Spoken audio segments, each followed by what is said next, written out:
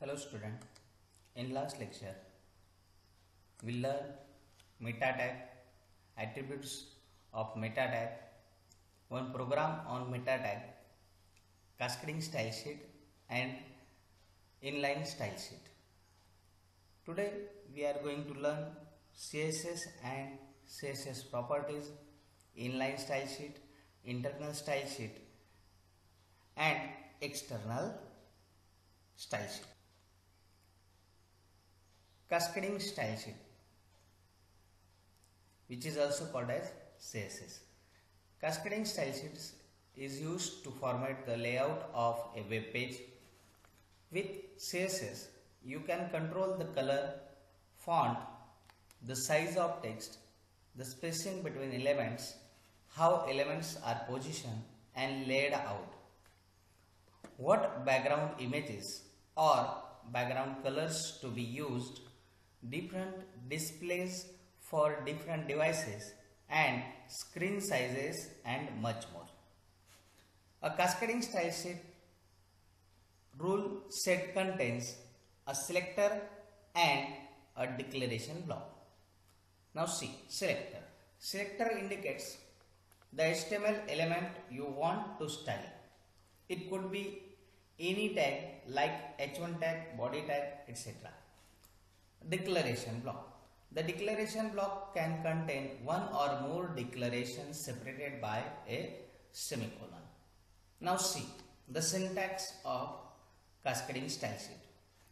Here you can see that paragraph tag P, color blue, font size 11 pixel. So see, this P in HTML acts as paragraph tag P. Here it acts as a selector. This P1 P acts as a selector because you know that selector indicates the HTML element you want to style. Okay, so this P is a selector and color and font size are the declaration block. Now color and font size are nothing but the properties of paragraph. In HTML we are using paragraph tag P and its attribute. For example, align. To align the paragraph we require one attribute, align. So same type of attributes are nothing but the properties and values in cascading style sheet. So here this color and font size acts like a attribute. Here we can say this color as property and value of this color property is set to blue, and one more property font size and value of this font size is set to 11 pixel. Property. A property is a type of attribute of HTML element. It could be color, border, etc. Value. Values are assigned to the cascading style sheet properties. Now see, cascading style sheet properties. First property, color.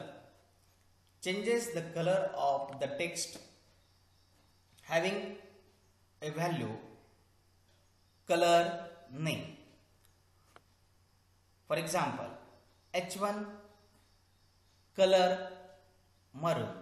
So here the user will see H1 tag content appears with maroon color on the web page. Second property, background color.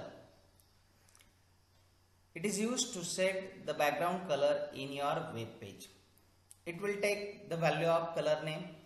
For example, body background color yellow. So here the web page having background color yellow. Third property, font weight. It is used to bold text having value bold or 100, 200 up to 900. For example, P font weight 300. So this will give a bold text to the paragraph content. Next property, font style. It is used to italicize text having the values italic, oblique or normal. For example, P font style italic. So the content comes with italic style on a web page. Next property, text decoration. This property is used to add strike through mark, underline, overstrike or to remove underline from links having the values line through, underline, overline and none. For example, P text decoration underline. This will set the underline to the paragraph content on a web page. A text decoration none. When the content of anchor tag comes on the web page, it do not have any effect on web page. Next property, text align. This property is used to control the horizontal alignment of any block level text that are paragraphs, tables and other elements having the values left, right, center or justify. For example, H1 text align center. So here the content of H1 tag aligns to center on the web page. Font family. This is used to control the fonts. It will get the value of font name. For example, selector P, font family Arial. Then next property, font size. This property allows you to control the size of the font. It will having the values px, in, mm, cm and pt. Means it takes the value in the format of pixel, inch, millimeter, centimeter and points. For example, selector P, font size 10 pixels. Then next property, letter spacing. This helps in controlling the horizontal spacing between the characters of text. This will also take the values in pixel, inch, millimeter, centimeter and points. For example, selector H1, letter spacing 5 points. Next property, padding. This property is used when you want to add blank spaces around the content of an element. It will take the value in pixel. H1 padding 30 px. Next property, border.